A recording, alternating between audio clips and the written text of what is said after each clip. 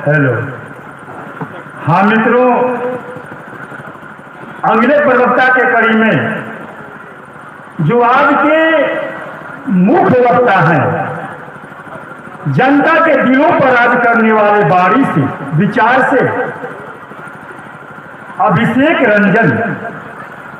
प्रदेश प्रवक्ता सम्राट अशोक बिहार, जिला गोपालगंज की धरती से, जनता के दिलों पर बाणी से राज करने वाले एक नवयुवक जिनके विचारों के धारा को सुनने के लिए लोग टकटकी लगाए हुए हैं। तो हम चाहेंगे अभिषेक रंजन जी आप आ जाएं और आप लोग तालियों से सम्मान करेंगे। हम चाहेंगे जब अभिषेक रंजन आते हैं तालियों से आप सम्मान करें। धन्यवाद।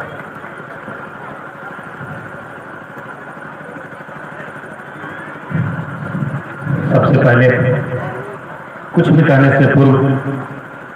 मैं अपने देश की एकता, अखंडता, आपसी बंधुता के प्रति भारत के राष्ट्रीय ध्वज तिरंगे को नमन करते हुए इस देश में रहने वाले विभिन्न धर्म संप्रदाय के लोगों को एकता के सूत्र में पिरो कर रखने की क्षमता रखने वाले अपने भारत के राष्ट्रीय धर्म ग्रंथ भारतीय संविधान को नमन करता हूं। उसके बाद दुनिया में पहली बार अस्त व्यस्त, अशिक्षित और असभ्य मानवता को सभ्यता के पाठ पढ़ाने वाले शाक्यमुनि तथागत गौतम बुद्ध को नमन करते हुए इनके संदेशों को भारत ही नहीं बल्कि भारत के बाहर विदेशों के कोने कोने तक बिखेरने वाले इस देश के पहले चक्रवर्ती सम्राट, मौर्य साम्राज्य के संस्थापक, जी और जीने दो के प्रणेता, अखंड भारत के निर्माता और सिकंदर जैसे हस्ती को धूल चटा देने वाले सम्राटों के सम्राट चंद्रगुप्त मौर्य के पोते, वसुधैव कुटुंबकम के जनक, धार्मिक सहिष्णुता के प्रवर्तक और दुनिया में पहली बार वैज्ञानिकता पर आधारित धर्म संस्कृति के माध्यम से धर्म संस्कृति के माध्यम से सीमाओं के बंधन को तोड़कर पहली बार इस भारत भूमि पर नहीं पूरे विश्व में सांस्कृतिक ग्लोबलाइजेशन के बुनियाद रखने वाले सम्राटों के सम्राट अशोक महान जी को नमन करता हूं, जिनके शासन नीतियों का लिखित दस्तावेज आज वर्तमान भारत का संविधान है। उसके बाद जिनके सम्मान में हम लोग आज ये कार्यक्रम को आयोजित किए हैं, महाराष्ट्र के धरती पर जन्मे राष्ट्रपितामह ज्योतिबा फूले, राष्ट्रमाता सावित्रीबाई फूले को नमन करता हूं, जिन लोगों ने अदम्य साहस करके हम बहुसंख्यक लोगों के और माताओं बहनों के लिए शिक्षा के सदियों से बंद पड़े दरवाजे को खोलने का काम किया। साथ ही आज के इस कार्यक्रम में उपस्थित, इस कार्यक्रम की अध्यक्षता कर रहे हमारे साथी माननीय राजकुमार सिंह जी, स्वागत भाषण भी दिए हमारे गार्जियन प्रोफेसर विजय बहादुर जी, और आज के कार्यक्रम के उद्घाटनकर्ता या यूं कहें कि मुख्य अतिथि जिनसे आज मेरी पहली मुलाकात हुई है, जिनके विचारों को हम लोग 10-15 वर्षों से जब तक से होश संभाला तब से पढ़ते आ रहे हैं हम लोग, हमारे बीच हमारे गार्जियन माननीय पूर्व केंद्रीय मंत्री माननीय नागमणि जी, मैं आपको हृदय से अपने पूरे सम्राट अशोक क्लब परिवार की तरफ से हार्दिक स्वागत अभिनंदन करते हुए नमो बुद्धाय करता हूँ, प्रणाम करता हूँ। साथियों, आज का विषय बिंदु ऐसा विषय बिंदु है, कहा जाता है कि ऐसे विषय बिंदु पर चर्चा किसी देश के संसद या राज्य के विधानसभा में होनी चाहिए, लेकिन हमको लगता है कि ये जो कार्यक्रम हो रहा है इस देश के संसद या विधानसभा से बिल्कुल कम नहीं है, क्योंकि यहाँ उसी भांति मंच भी लगे हैं, माइक भी लगे हैं, हमारे बीच प्रतिनिधि भी बैठे हैं और विचार को रखने वाले भी बैठे हैं, विचार को सुनने वाले भी बैठे हैं। सिर्फ अंतर थोड़ा सा समय का आ जाता है। मैं कहना चाहूंगा माननीय मंत्री जी से, वक्त बदला है, सब कुछ वही है। वो वक्त 1922 का जब इस क्रांति का अभ्युदय हुआ था इस बिहार के धरती पर जहानाबाद में, एक वक्त था 1974 का जब उस क्रांति बोधिसत्व में विलीन हो गई थी, और एक वक्त आज भी है। सर, हम कहना चाहेंगे सिर्फ वक्त बदला है, हमारे अंदर रक्त वही है, वक्त बदला है तो वक्त वही है, तो फिर उस वक्त से हम उस वक्त को वापस ला सकते हैं। इसलिए बड़ी सोचने की बात है, बड़ी समझने की बात है। कहा जाता है कि हम लोग जगदेव बाबू को बड़ी शालीनता से पढ़ते थे, और कहा जाता है कि उन्होंने एक शोषित समाज दल बनाए थे, और एक रूसी विद्वान आया था, उनसे मुलाकात हुई थी, शायद पॉल वॉर्ड उसका नाम था। और वो कम्युनिस्ट के बारे में उनसे बातें कर रहा था और उनसे पूछा था कि आखिर वजह क्या है कि वही कम्युनिस्ट विदेशों में है तो इतना अच्छा शासन कर रहा है, चल रहा है, खुल रहा है, और वही कम्युनिस्ट आपके भारत में भी है, वही बिहार में भी है, तो उसकी ऐसी दुर्दशा क्यों हो रही हुई है। तो जगदेव बाबू ने उनको जवाब दिया था, बोला था कि आपके यहाँ जो कम्युनिस्ट हैं, आपके यहाँ की जनता कम्युनिस्ट है और हमारे यहाँ जो कम्युनिस्ट है, हमारे यहाँ के सिर्फ नेता कम्युनिस्ट है, सिर्फ कम्युनिस्ट की बात करते हैं, लेकिन यहाँ की जनता कम्युनिस्ट नहीं है। और उसी से उन्होंने बोला था कि भारत में बिहार के धरती पर एक ऐसा कम्युनिस्ट रहता है जो कम्युनिस्ट पार्टी में नहीं है, जो कम्युनिस्ट पार्टी में नहीं है, लेकिन सबसे बड़ा कम्युनिस्टों का नेता है, और वो नेता परम माननीय जगदेव प्रसाद जी हुआ करते थे। सब शिक्षा की बात हो रही है। कहा जाता है कि इस देश में लंबे समय तक मौर्य वंश का शासन चला था, और मौर्य वंश का जब शासन चला था तो सबको शिक्षा का अधिकार था, सबको अपना सर्वांगीण विकास करने का अधिकार था, सब लोग शिक्षित हो सकते थे। लेकिन मौर्य वंश के पतन के बाद हमसे कानून बना करके, नियम बना करके शिक्षा का अधिकार छीन लिया और सारे हमारे बौद्धिक साहित्यों को मिटा करके और कुछ ऐसे साहित्य बनाए गए और उसमें ये नियम बनाया गया और हमारे नियम लिखा गया कि स्त्री शूद्र शिक्षा न देताम। और इस कानून का परिणाम यह हुआ कि हम में से 90% लोगों के अंदर से तर्क करने की, सोचने की, समझने की शक्ति खत्म हो गई, और शक्ति खत्म हो जाने का परिणाम यह हुआ कि हम विश्व विजेता सम्राट अशोक और विश्वगुरु भगवान गौतम बुद्ध के देश के लोग अब हम बुद्ध से बुद्धू हो गए, और इसका परिणाम यह हुआ कि आज हम दूसरों के गुलाम होते चले जा रहे हैं और गुलाम हो गए। और जब फिर शिक्षा की बात आई तो 1847 के शतक में ये ज्योतिबा फुले और सावित्रीबाई फुले नामक क्रांति ज्योति का अभ्युदय हुआ, और फिर दोबारा उन लोगों ने हमारे लिए शिक्षा के दरवाजे को खोलने का काम हुआ। आजादी की लड़ाई चलने लगी, देश आजाद हुआ, फिर संविधान निर्माण की बात आई तो सोचा गया, संविधान निर्माताओं ने सोचा इस देश को संचालित करने के लिए किस तरह का संविधान बनाया जाए ताकि इस देश में विभिन्न धर्म संप्रदाय के लोग रहते हैं, विभिन्न मत मतांतर के लोग रहते हैं, तो कैसे सबको एकजुटता के सूत्र में पिरो कर रखा जाए, ऐसा संविधान का निर्माण किया जाए। जब संविधान बनने लगी तो इतिहासकारों ने और संविधान सभा में उपस्थित लोगों ने आज से 5000 वर्ष पूर्व संविधान का इतिहास का अध्ययन किया और ये ढूंढने का प्रयास किया कि आखिर किस काल में भारत सोने की चिड़िया कही जाती थी, किस काल में भारत में शेर और सियार एक घाट पर पानी पिया करते थे, किस काल में भारत में भारत के घरों में ताले नहीं लगते थे। इन सारे बिंदुओं पर जब तलाशा गया, इस काल में धार्मिक सहिष्णुता, आपसी बंधुता चरम सीमा पर थी। इन सारे बिंदु पर जब संविधान निर्माताओं ने अध्ययन किया तो पाया कि वो सम्राट अशोका का काल था, सम्राट अशोका का काल था जिस काल में ये सारे गुण पाए जाते थे। इसलिए उन्होंने इसी को आधार मान करके और एक सुंदर सा संविधान बनाया और उस संविधान को पूर्णतः किसी ईश्वरीय शक्ति या अलौकिक शक्ति से मुक्त संविधान बनाने का काम किया।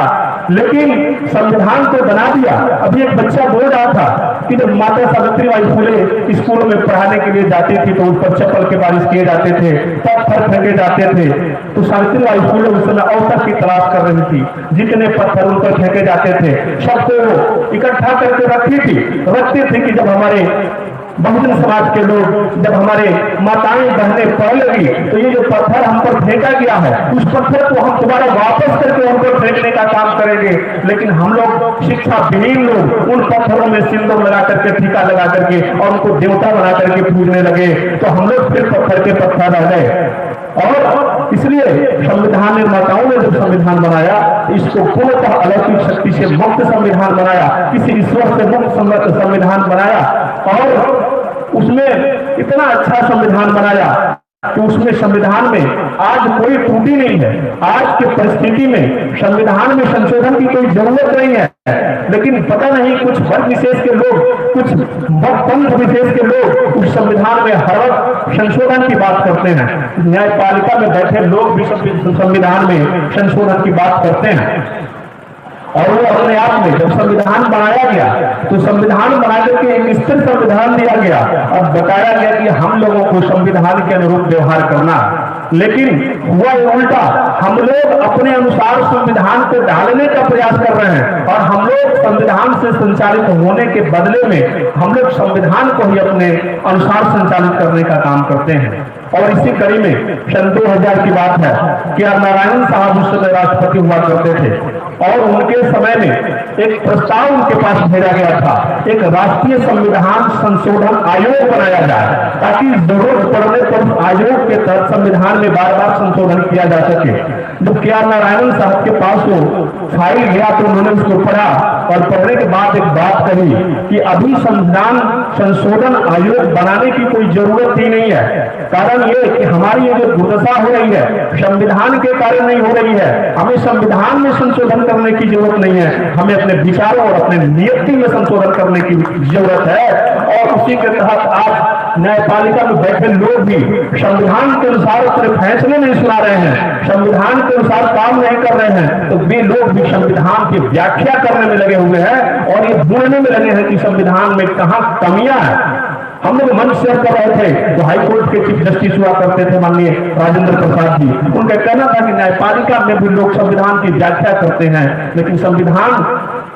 की व्याख्या करना न्यायपालिका का काम नहीं है, बल्कि संविधान के अनुसार हमें व्यवहार करने की जरूरत है। अभी तिरंगा झंडा फहराया गया, संविधान बन करके तैयार हुआ, अभी साथी बोल रहे थे जितने सारे राष्ट्रीय प्रतीक हैं उसको मौर्य काल से लिया गया, सम्राट अशोक के काल से लिया गया, तिरंगा बनाया गया और तिरंगे में अशोक के चक्र ला करके मध्य में डाल दिया गया। और संविधान निर्माताओं का ऐसा सपना था कि जैसा भारत सम्राट अशोक के समय में था वैसे ही भारत का निर्माण हमको पुनः करना है। हम लोग उस समय आजादी के बाद अपने तिरंगे झंडे में सम्राट अशोक के चक्र को स्वीकारा, किसी के सुदर्शन चक्र को नहीं स्वीकारा, कारण कि सम्राट अशोक का चक्र जब भी चलता है तो लोगों का कल्याण होता है और सुदर्शन चक्र जब भी चलता है तो किसी की हत्या होती है। अपना देश सुधारवादी संस्कृति का देश है, संघारवादी संस्कृति का देश नहीं है। इसलिए संविधान निर्माताओं ने अपने संविधान में अशोक चक्र को अपनाया, लेकिन दुर्भाग्य की बात यह है कि उस चक्र को आज सीधे गति में चलाने वाला कोई संचालक नहीं मिल रहा है, कोई राजनेता नहीं मिल रहा है, जो भी आ रहा है उसको उल्टी दिशा में नचाने का काम कर रहा है। और इसका परिणाम ये हो रहा है कि देश आगे तरफ नहीं बढ़ करके पीछे की तरफ बढ़ने का काम कर रहा है। और गौतम बुद्ध की बात हो रही थी, गौतम बुद्ध ने भी एक धम्म दिया था और सम्राट अशोक ने भी एक धम्म दिया था, दोनों के धम्म एक ही समान थे, थोड़ी थोड़ी फर्क थी। बुद्ध का जो धम्म था वो मानव के विकार को दूर करने का काम करता था और अशोक का जो धम्म था पूरे राष्ट्र के विकारों को दूर करके एक शांतिपूर्ण राष्ट्र के निर्माण करने का बात करता था। और यही वजह था कि सम्राट अशोक ने एक शांतिपूर्ण राष्ट्र का निर्माण किया था और राष्ट्र निर्माता कहा जाता था। और सम्राट अशोक के संविधान की भांति, संविधान के भांति जो ये भारतीय संविधान है, किसी धर्म से, किसी जाति, किसी संविधान संप्रदाय के मुक्त संविधान है। संविधान निर्माताओं का मानना था, यदि हम लोगों का भी मानना है कि आप किस जाति के हैं, संविधान का ये विषय नहीं है, आप किस वर्ग के हैं, किस धर्म के हैं, संविधान का ये विषय नहीं है। संविधान ये देखना चाहता है कि आपका आचरण कैसा है। संविधान किसी जाति की गरिमा का ख्याल नहीं रखता है, बल्कि आपके आचरण का ख्याल रखता है। संविधान ये नहीं देखता कि आप पूजा करते हैं कि नहीं, प्रार्थना करते हैं कि नहीं, नमाज पढ़ते हैं कि नहीं। संविधान नहीं देखता है कि आपका आचरण कैसा है। यदि आपका आचरण में धार्मिक सहिष्णुता नहीं है, आपके बोली में संयम नहीं है, तो आप जैसे लोगों को भारत में रहने की कोई जरूरत नहीं है। आप जैसे लोगों के कारण भारत की स्थिति खराब होती जा रही है। संविधान का ये विषय है। संविधान कहता है कि आप बेशक हिंदू हो तो अपने घरों में पूजा करो, आप मुसलमान हो तो वहां जाकर के नमाज पढ़ो, आप यदि ईसाई हो तो प्रार्थना करो, लेकिन जब भी घर से बाहर निकलो और देखो कि कहीं तिरंगा फहर रहा है तो उसको सैल्यूट करने का काम जरूर करो। संविधान का यह विषय है साथियों। तो आज हम लोग संविधान की व्याख्या कर रहे हैं, संविधान को हमें जानना है, संविधान को हमें पढ़ना है। और मैं ये बता दूं, अभी शिक्षा पर बात हो रही थी, बहुत सारे वक्ताओं ने शिक्षा पर बात किया। मेरा मानना है कि जब तक शिक्षा का उद्देश्य, इस देश में जब तक शिक्षा का उद्देश्य नौकरी पाना रहेगा, तब तक इस देश में नौकरों की संख्या बढ़ती रहेगी और इस देश में नौकर ही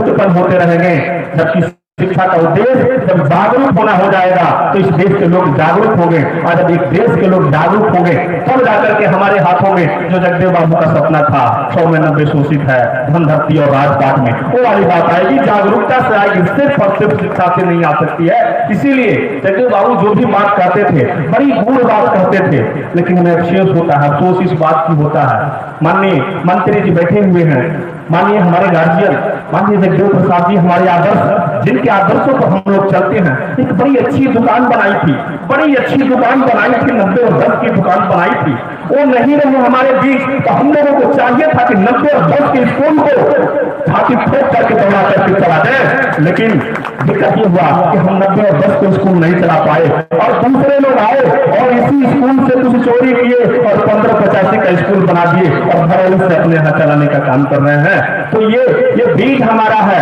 ये 90-10 का फॉर्मूला हमारा है, लेकिन कोई दूसरा आता है, थोड़ा सा परिवर्तन करता है और इस स्कूल को चला लेता है। और पुनः जब हमारे बीच जगदेव बाबू का है खून आ गया है, तो हमें काफी उम्मीद है कि फिर से हम लोग उस स्कूल को वापस लाएंगे और 90 और 10 के स्कूल को चलाएंगे और जो उनका अधूरा सपना था उसको पूरा करने का काम करेंगे। कहा जाता है कि बाबा साहब डॉक्टर भीमराव अम्बेडकर हमारे महासचिव महोदय बता रहे थे, कोलंबिया में पढ़ते थे, कोलंबिया के विश्वविद्यालय जो था उसके दीवार पर एक लाइन लिखा गया था। वो लाइन ये लिखा गया था